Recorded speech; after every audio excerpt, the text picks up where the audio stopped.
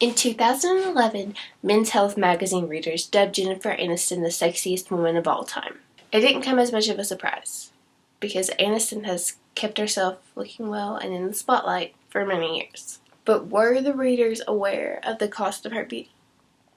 Maclean's magazine reports that Aniston spends around $8,000 per month to keep herself looking as what the media portrays sexy. Aniston is a role model to many young girls who see her body on the cover of a magazine and think, I would like to look like that when I'm in my 40s. I'd even like to look like that right now. And that's where the issue with body image starts. Women strive to be called beautiful, gorgeous, sexy, etc., and are often pushed or willing to do irrational things to achieve it. It is expected that women try to look their very best at all times, and more often than not, something negative will happen to them if they don't. Not wearing makeup for a day or not dressing up when they go into public will get them called a slob or stares from people nearby. But despite the fact that it's totally acceptable for men to do the same thing, women are expected to constantly keep themselves looking nice for superficial reasons, such as they might meet the man of their dreams, or would you want your first impression to be looking like that? The media pounds this idea into women's minds, making body hate a very, very real thing. Women are expected to wear makeup, fix their hair, wear nice clothes, shave their legs, have a tiny waist but a large butt. All of these things are not only superficial, but are things that males aren't expected to do. Males are not expected to do anything even remotely similar. All of these things should not, but they do affect a person's view on a woman. A survey conducted by the Vitality Show shows that 91% of women would rather cancel a first date with a man than show up without makeup. While most women said they wouldn't care for someone they already knew to see them without makeup, they would still cancel their first date with someone they could have considered their soulmate because they wouldn't want them to see them without makeup on. Now, by no means here are shaving, makeup, toned bodies, or anything in that category the issue. If a woman wants to do those things for herself, she is more than welcome to get out there and do them, and there is no shame for it. The issue at hand is that it is expected for women to do these things. But she cannot face the day without these things. Women are expected to hide behind these things to achieve something that, as you can see with Jennifer Aniston, isn't even really her.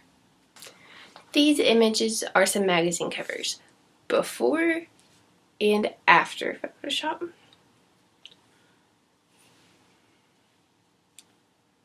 Magazines are one of the biggest ways that women get their ideas about body images. Loaded with Dr. Oz's recipes to lose weight, and full of thin, beautiful women that make you think, I wish I looked like that. Full of pages of who's gained weight and who looks better and what. Magazines are a constant reminder of what you're supposed to look like.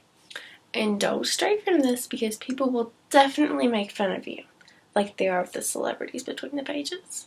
A prime example of this is in 2013 when the website Celebrity Dirty Laundry made an article specifically about Jennifer Aniston's weight gain. The article talks about how she's gained around 17 pounds and has a full page of pictures dedicated to her being extremely bloated.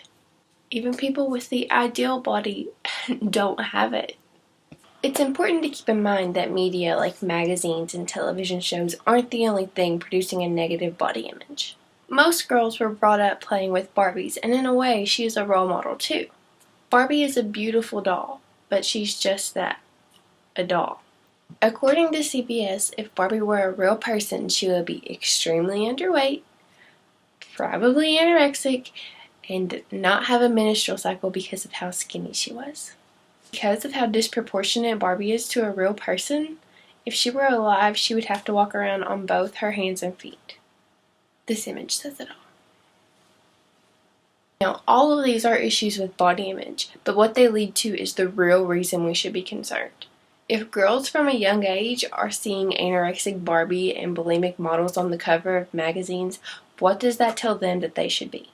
The answer to that is that it probably tells them they should do whatever they have to do to be as skinny and pretty as Barbie.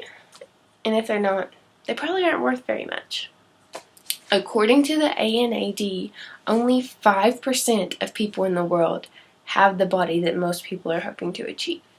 Yet, because it is advertised so strongly, around 24 million people have eating disorders in order to achieve it.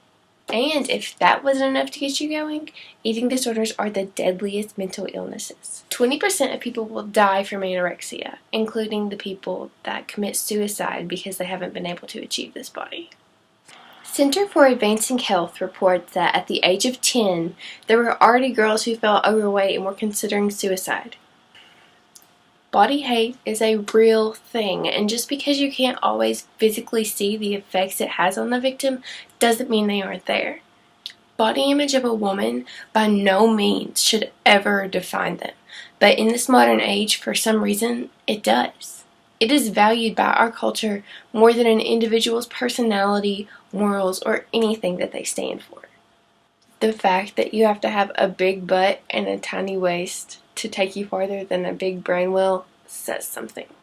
The longer we let this standard exist, the more people will be damaged by it and the worse it will continue to get. This is a problem, and it has to be changed before it affects America's youth for the worst.